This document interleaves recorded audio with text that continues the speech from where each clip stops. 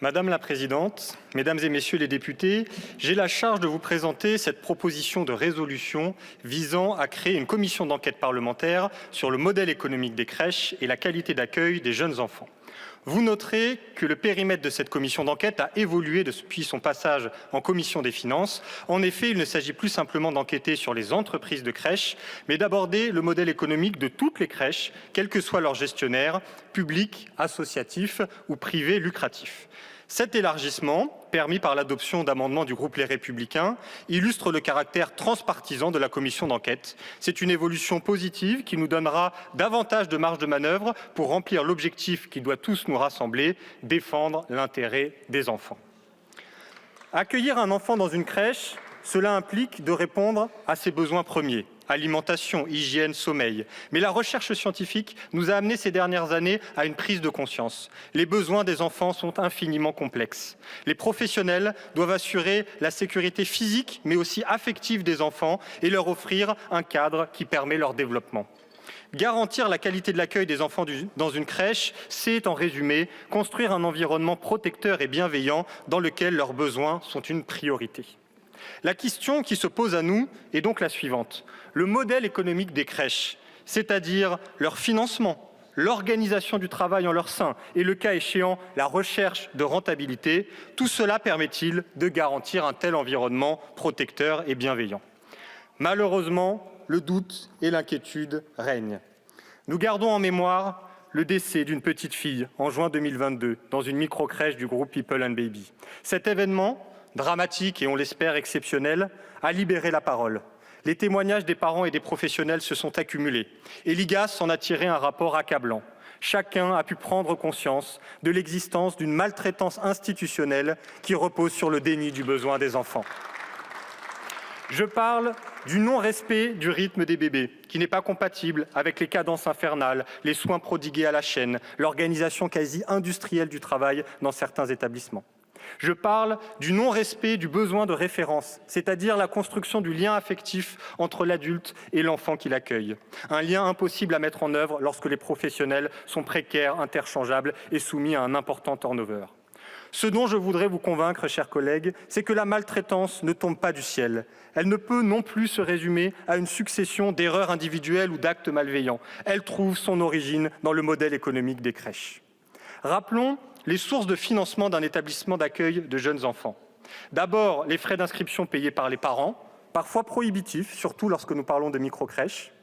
Ensuite, le financement de la CAF, que certains comparent à la tarification à l'acte du milieu hospitalier, car il pousse de la même façon à faire du chiffre au détriment de la qualité. Et enfin, le tiers financeur, le plus souvent la commune, pour qui la petite enfance n'est pas une compétence et qui ne dispose pas de financement dédié et dont les budgets sont déjà exsangues. Le corollaire de la faiblesse de ces financements, c'est la difficulté à proposer des salaires attractifs pour recruter des professionnels qualifiés. Le métier est aussi exigeant que les rémunérations sont faibles. La plupart des professionnels sont au SMIC et même les plus diplômés d'entre elles, éducatrices de jeunes enfants ou infirmières puéricultrices, commencent leur carrière à peine plus haut que le salaire minimum. Voilà pourquoi le secteur est confronté à une grave pénurie. Selon la CAF, 10 000 places sont fermées faute de professionnels. Mais au-delà des places fermées, il faut imaginer la souffrance qui existe dans un collectif de travail mis en tension par le sous-effectif, le sentiment de ne pas faire son travail correctement, la culpabilité de prendre des jours de congé ou d'être en arrêt maladie, l'épuisement professionnel qui parfois se traduit en burn-out. Voilà plus d'une décennie que la réponse politique à la pénurie a principalement consisté à baisser les exigences de qualification des professionnels. Ce mouvement de dérégulation a aggravé le problème qu'il prétendait traiter.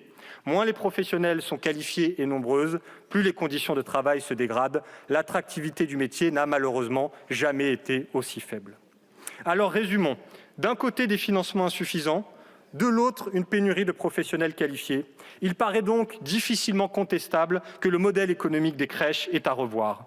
Il produit une qualité d'accueil des enfants que l'IGAS a pudiquement qualifiée d'hétérogène. En d'autres termes, il n'est pas possible de garantir que partout, quoi qu'il arrive, les enfants soient bien traités. Et ce constat, en tant que parlementaire, devrait suffire pour nous pousser à agir. S'ajoute à cette difficulté générale l'enjeu spécifique du secteur privé lucratif, qui n'est plus l'unique objet de cette commission d'enquête, mais qui n'en a pas disparu pour autant. Il y a 20 ans, a été créé un système très avantageux pour les opérateurs privés, notamment grâce à un crédit d'impôt dédié, le très mal nommé crédit d'impôt famille, alors qu'il bénéficie essentiellement aux grandes entreprises. Certains parlent d'un business biberonné à l'argent public.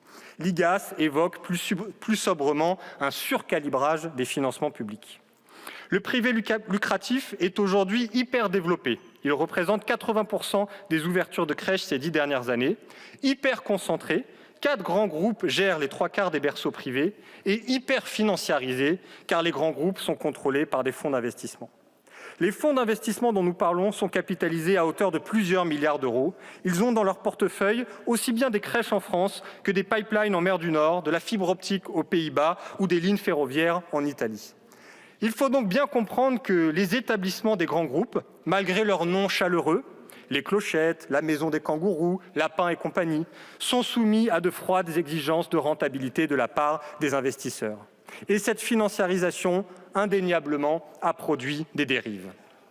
Dans l'ouvrage « Le prix du berceau », des journalistes Daphné Gastaldi et Mathieu Péris, nous apprenons qu'un de ces grands groupes, les petits chaperons rouges, a mis en place un système de primes encourageant à faire des économies sur l'alimentation des tout-petits.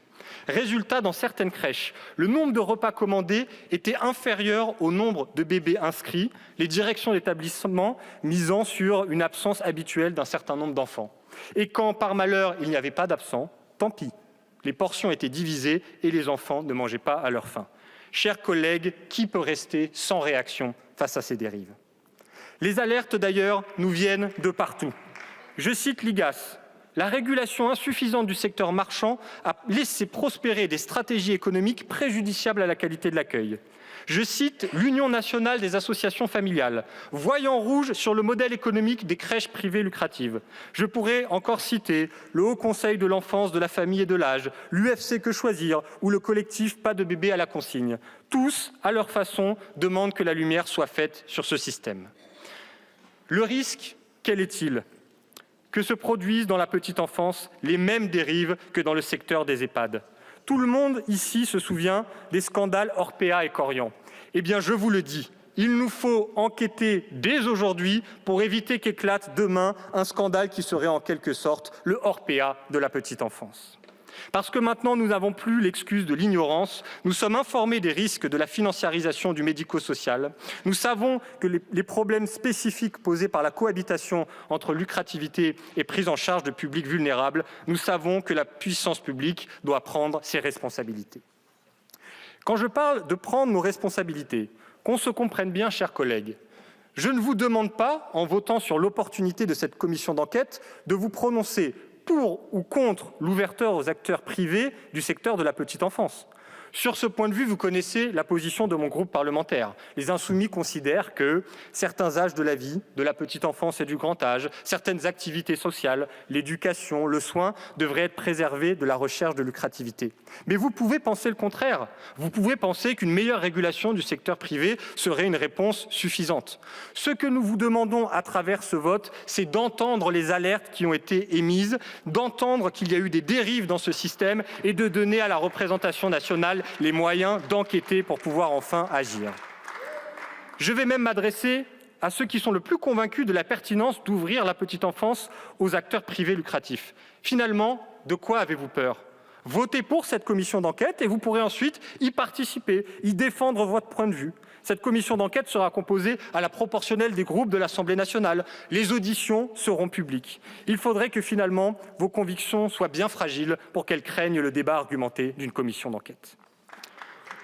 Je tiens à vous dire que cette commission d'enquête est très attendue, que nos débats sont particulièrement observés. Je pense aux parents des 460 000 enfants accueillis en crèche dont l'inquiétude est grandissante. Ils savent que le système dysfonctionne et qu'il existe un risque pour leurs enfants.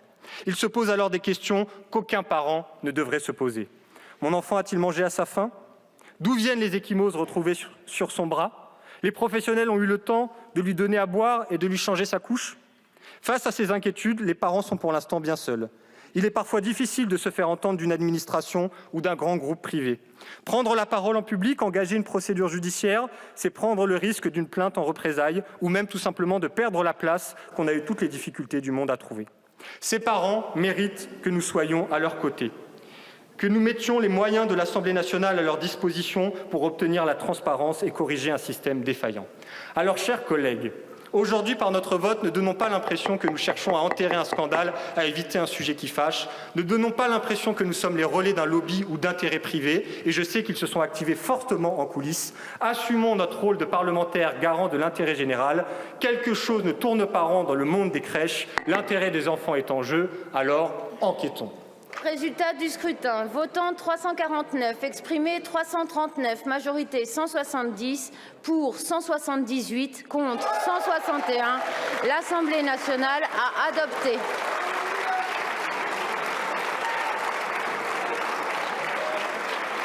Monsieur le rapporteur, vous avez la parole. Merci Madame la Présidente. Je ne suis pas sûre qu'on vous entende. Simplement quelques mots pour dire qu'aujourd'hui la représentation nationale s'est honorée en se donnant les moyens de lutter contre les dérives de certains groupes privés, contre la maltraitance qui existe dans les crèches.